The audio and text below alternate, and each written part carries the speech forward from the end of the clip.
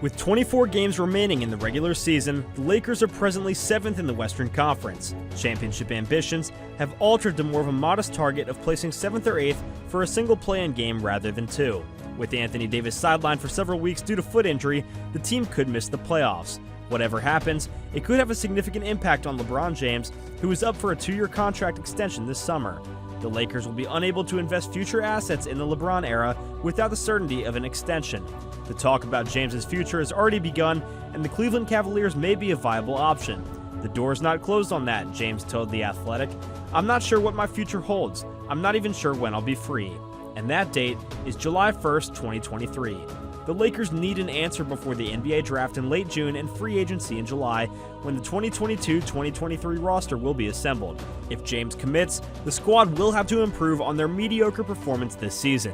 With Russell Westbrook set to opt into the final year of his contract at $47.1 million, his contract as an expiring may be more marginally appealing, especially if Los Angeles is providing a pair of distant, probably post-James first-rounders in 2027 and 2029.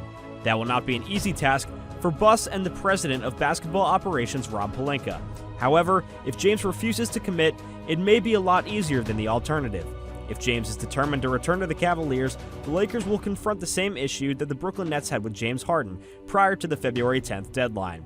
Superstars choose their destinations, especially when their contracts are coming to an end. Davis arrived in Los Angeles in a trade with the New Orleans Pelicans. Once word got around the NBA front offices that Harden was on his way to the Philadelphia 76ers, either by trade or free agency, that was the end of it. The threat, or perhaps acceptance of reality, was enough to motivate the Nets to recoup value through trade: Ben Simmons, Andre Drummond, Seth Curry, and 2 first-round picks. If they work hard enough, the Cavaliers can free up enough cap space to pay James the maximum of $46.7 million for the 2022-2023 season. It's possible, even if All-Star Darius Garland re-signs a full extension this summer at around $31.8 million, assuming he doesn't earn more than the customary 25% cap.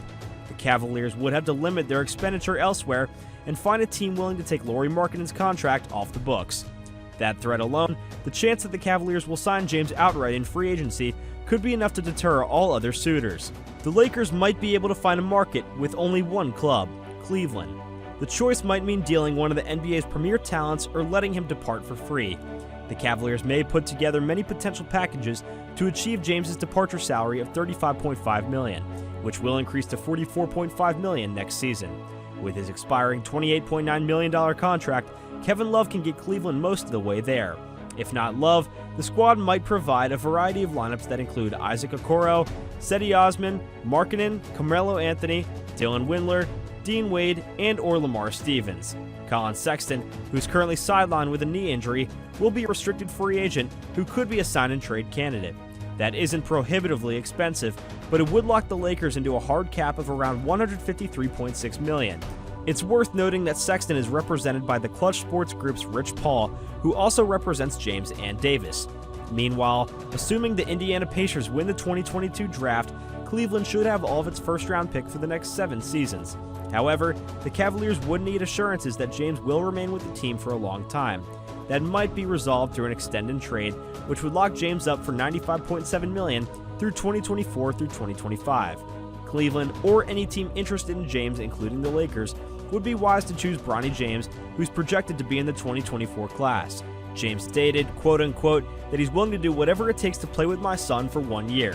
When Bronny James' current contract expires, he will almost have completed high school.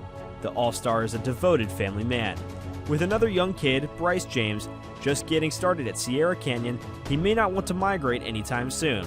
This is not an easy, one-sided decision, and James will also have to do some soul-searching, and he may decide to stay with the Lakers until he gets a chance to play with Bronny.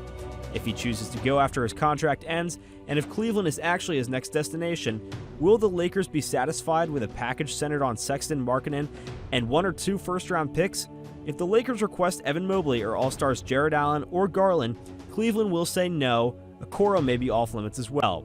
Keep in mind that the Cavaliers would have to pay to obtain James a season earlier.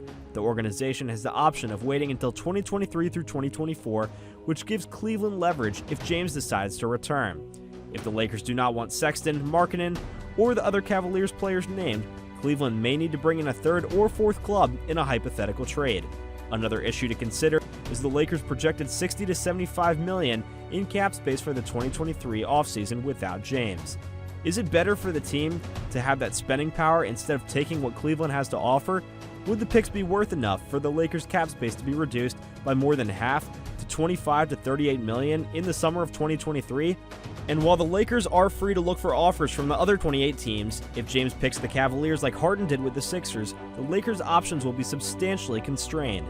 Also, if the Lakers and James part ways, what happens to Davis, who's under contract with the Lakers until 2024? Do the Lakers intend to develop around the frequently injured 29-year-old? Would a total reconstruction be the answer? The Lakers have no intention of trading James, and there's no proof that James wishes to leave.